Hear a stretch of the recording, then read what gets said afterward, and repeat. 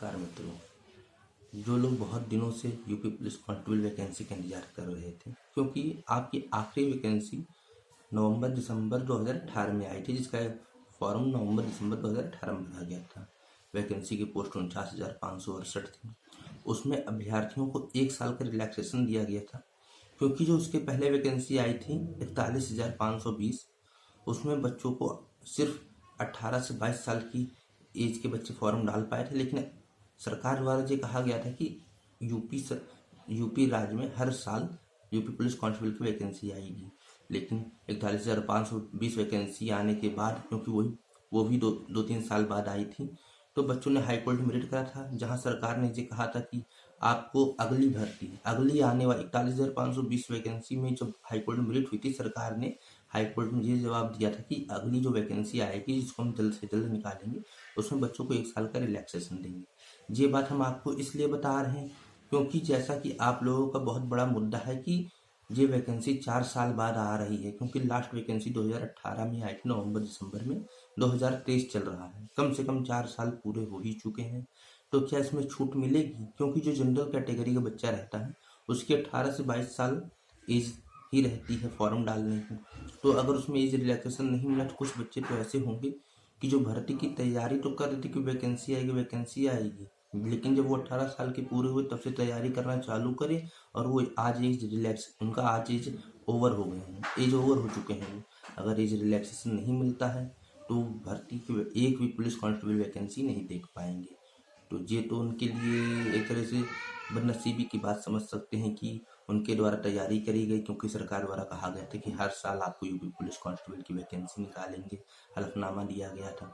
तो उसी हिसाब से ऐसा हो सकता है कि बच्चे हाई कोर्ट जाएं, इस वैकेंसी को लेकर के भी एज रिलैक्सेशन दिया जाए, तो वहाँ सरकार द्वारा जा कह दिया जाए कि आने वाली वैकेंसी में एज रिलैक्सेशन दे दिया जाएगा, पर इस वैकेंसी में नहीं दे सकते क्योंकि फॉर्म भर गया है, एग्जाम डेट दे चुकी। क्योंकि जैसे ही आपकी वैकेंसी निकलेगी, आपने अगर लास्ट वैकेंसी 49,568 को देखा हो, तो उसमें नवंबर दिसंबर में आपका फॉर्म फिलअप कराया गया था और आपकी जनवरी में परीक्षा हो गई थी। हाँ, रिजल्ट भले 1 साल बाद दिए हों, वो बात अलग की, लेकिन आपके फॉर्म भरने की डेट और एग्जाम होने की तारीख बहुत जल्द ही होगी। इसी तरह इस वाले एग्जाम में भी होगा, क्योंकि अभी जैसा सुनने में आ रहा है कि नियरली 37,000 वैकेंसी आने की उम्मीद है 2023 में। लेकिन आगामी लोकसभा चुनाव को देखते हुए शायद वैकेंसी बढ़ भी सकती है, वैकेंसी के पोस्ट भी बढ़ सकते हैं। और आपकी वैकेंसी कब तक आ सकती है, इस सीधी सी बात है कि चुनाव अभी जो है चल रहे हैं, मतलब चुनाव का आचार संहिता लगी हुई है नगर निकाय चुनाव की, तो चुनाव के बाद ही आ सकती। मई में तो चुनाव ही है, आप समझ लीजिए जून लास्ट या जुलाई में आपकी वैकेंसी आ सकती है। और जैसे ही आपकी वैकेंसी आएगी, आपके फॉर्म फिलअप कराए जाएंगे, आपका एग्जाम फॉर्म फिलअप की लास्ट डेट से 2 महीने के अंदर करा लिया जाएगा। जी आप समझ लीजिए। इसलिए ये तो न सोचिए कि आप मतलब जिसकी एज है तो वो तो बिल्कुल अच्छी तरह तैयारी करे, वो ये ना सोचे कि अरे नहीं, एग्जाम की डेट भले फॉर्म फिलअप कर ले, उसके बाद कहीं जाके परीक्षा होगी। एग्जाम का फिलअप की डेट और एग्जाम कराने की डेट 2 महीने के अंदर हो जाएगी, भले ही रिजल्ट देर में दे, भले ही रिजल्ट लोकसभा चुनाव के बाद दे, ये समझ लीजिए। इसलिए तैयारी करिए। और इस वैकेंसी का, जैसे आपने हाइट और चेस्ट रेस ये सब तो आपने देख लिया होगा, लेकिन जो आप नहीं समझ पाते हैं, इस विषय में आज बात करेंगे। देखिए, ये 2 घंटे की परीक्षा होती है, जिसमें 150 प्रश्न आते हैं आपके, और इसमें 1/4 की माइनस मार्किंग रहती है। आपका जो जीके रहता है वो 38 नंबर का रहता है, 38 क्वेश्चन का रहता है, और प्रति क्वेश्चन 2 नंबर का रहता है। और जो आपका हिंदी रहता है वो 37 क्वेश्चन रहते हैं। देखिए, हिंदी एक अच्छे लेवल की पूछी जाती है, जिसमें लेखक भी रहते हैं, कंठ तालव्य भी रहते हैं, रस छंद अलंकार भी रहता है, हर चीज़ रहता है। मतलब समझिए हिंदी में आपसे हर चीज़ पूछ लिया जाएगा, भले वो एक ही एक क्वेश्चन दे, चाहे लेखक के हों, कंठ तालव्य के हों, रस छंद अलंकार के हों, हर चीज़ आपसे पूछा जाएगा। और बड़ा अच्छा पेपर बनाया जाता है, चाहे आप उसको जीएस को ले लीजिए, चाहे हिंदी को ले लीजिए, बड़ा अच्छा पेपर बनता है। और यहाँ जीएस में यूपी स्पेशल ज़्यादा रखते हैं, और जीएस की थोड़ा मतलब एक एवरेज लेवल का पेपर बनता है, पर हिंदी की क्वालिटी अच्छी रहती है। अब बात करते हैं मैथ और रीजनिंग की। मैथ क्वेश्चन, रीजनिंग समझ लीजिए, रीजनिंग बेस्ट क्वालिटी की देते हैं। जैसा कि अगर आपने यूपीएसआई का, आपको अगर रीजनिंग पढ़ना है यूपी पुलिस कांस्टेबल की, तो यूपीएसआई के जो पेपर आए हैं उनको लगाइए, उनकी रीजनिंग लगाइए। आप धीरे धीरे कुछ जैसे बैंक क्लर्क की रीजनिंग भी लगाते चलिए, जिसमें बैठाने वाले रहते हैं, या मतलब बैंक क्लर्क से लेकर के आप दरोगा की रीजनिंग की प्रैक्टिस करेंगे तो जाके कांस्टेबल की रीजनिंग हो पाएगी, क्योंकि कांस्टेबल की रीजनिंग बड़े अच्छे क्वालिटी की जो पूछते हैं, 37 क्वेश्चन आती है, समझ बड़ी अच्छी क्वालिटी पूछते हैं। और रही बात मैथ की, मैथ 38 क्वेश्चन आती है। और जैसा कि आपको बहुत से कोचिंग वाले ऐसे, क्योंकि बच्चे मैथ से बहुत डरते हैं, उनको बेचना रहता है अपना कोर्स, तो बढ़ा चढ़ा के बताते हैं अरे मैथ इतनी कठिन आती, मैथ वो है। मैथ में आपको अगर देखा जाए तो आपकी सेकंड वाली मैथ जिसको आप कहते हैं ट्रिग्नोमेट्री, अलजेब्रा, ये सब नहीं पूछा जाता है। ट्रिग्नोमेट्री, अलजेब्रा और जो रहते हैं 3D डायग्राम जो रहते हैं वो नहीं पूछा जाता। हाँ, फर्स्ट वाली मैथ जिसमें आपका आ जाता है समय, कार्य, दूरी और नाव, ये सब आ जाता है, नल टंकी, ये सब वो सब पूछा जाता है। हाँ, मेंसुरेशन में सिर्फ जो है स्क्वायर, क्यूब और मतलब रेक्टेंगल ये पूछ लेते हैं, इसमें वो भी फार्मूला बेस्ड पूछ लेते हैं, इससे ज़्यादा कुछ नहीं, ये जान लीजिए। लेकिन जो आपके 38 क्वेश्चन मैथ के रहते हैं उसमें भी आपको आधी रीजनिंग देखने को मिलेगी। अगर आप ना देखा हो तो 2018 का सिलेबस देख, आप सिलेबस देख लीजिए, सिलेबस समझ जाएंगे। और उसके बाद अगर आप सिलेबस से भी आपको शंका हो तो आप 2018 का भी क्वेश्चन पेपर उठा लीजिए, जो 49,568 वैकेंसी में हुई था, और 41,520 वैकेंसी का भी उठा लीजिए, क्योंकि उसमें लिखा रहता है न्यूमेरिकल एंड मेंटल एबिलिटी, मतलब न्यूमेरिकल में आपका आ गया मैथ और मेंटल एबिलिटी में आ गया आपका रीजनिंग।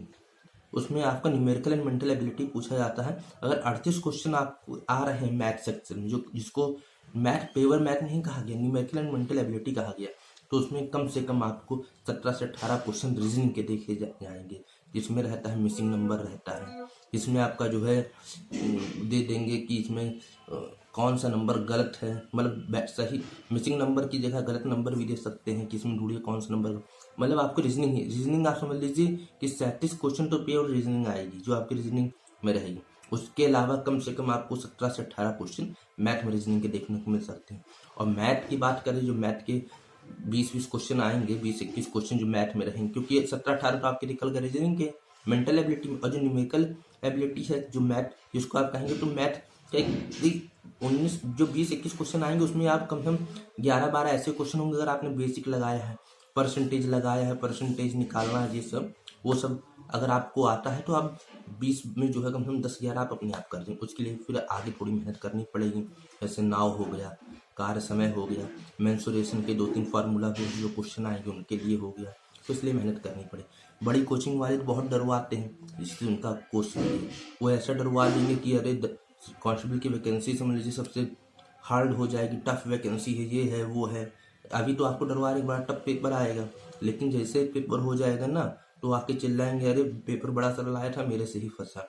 वो आपको हिंदी की 4-4 रजिस्टर भरवा देंगे, जीके के 10-10 रजिस्टर भरवा देंगे, तो काहे ना फंसे।